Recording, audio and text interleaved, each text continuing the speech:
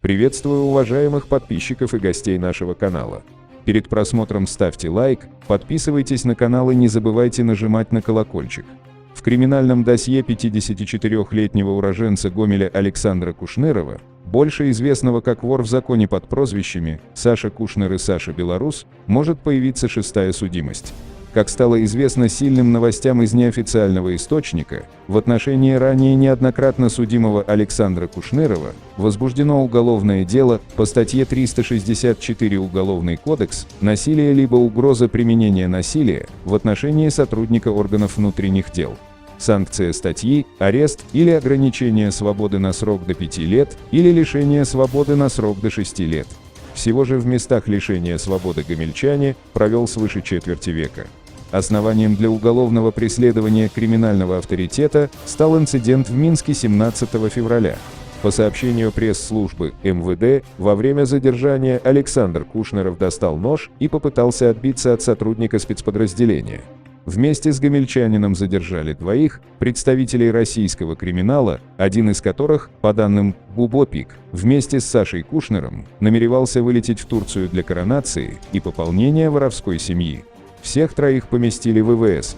Сколько дней Кушнеров провел в изоляторе, неизвестно, однако в настоящее время он находится на свободе под подпиской о невыезде и надлежащем поведении. Факты возбуждения против гомельчанина уголовного дела и его освобождения из ИВС корреспонденту «Сильных новостей» подтвердили в российском агентстве Prime Crime, которое специализируется на воровской тематике. К месту заметить, в базах данных агентства Саша Кушнер фигурирует как бывший вор.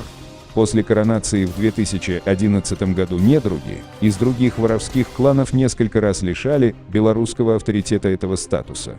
Правда, для белорусских борцов с организованной преступностью Саша Кушнер по-прежнему является лидером уголовно-преступной среды, а потому и внимание к нему пристальное, но подозрительно, если так можно выразиться, заботливое. Кушнерова не раз за последний год задерживали на проводимых им сходках, но после профилактических бесед отпускали с миром. А летом прошлого года так вообще спасли от расправы, которую ему готовили в Лиде местные авторитеты, не признающие гомельчанина вором в законе. Напомним, что тогда в разборку вмешался СОБР. Кушнерова задержали, некоторое время он провел в местном отделе милиции, который покинул ближе к ночи через запасной выход.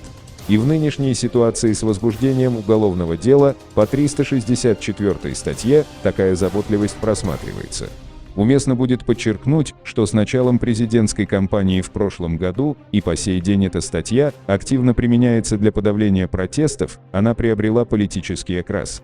Есть примеры, когда участников протестных маршей во время задержания избивали, а потом против них же возбуждали 364-ю статью и отправляли в СИЗО. Сидельцев по этой статье белорусские правозащитники признают политзаключенными.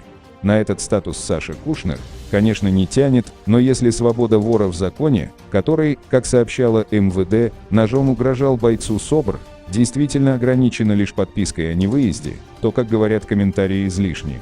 В то же время, не лишним будет напомнить, что в 1994 году Гомельский областной суд приговорил Александра Кушнерова за двойное убийство к высшей мере наказания, а Верховный суд его вдруг пожалел, заменив расстрел на 15 лет лишения свободы.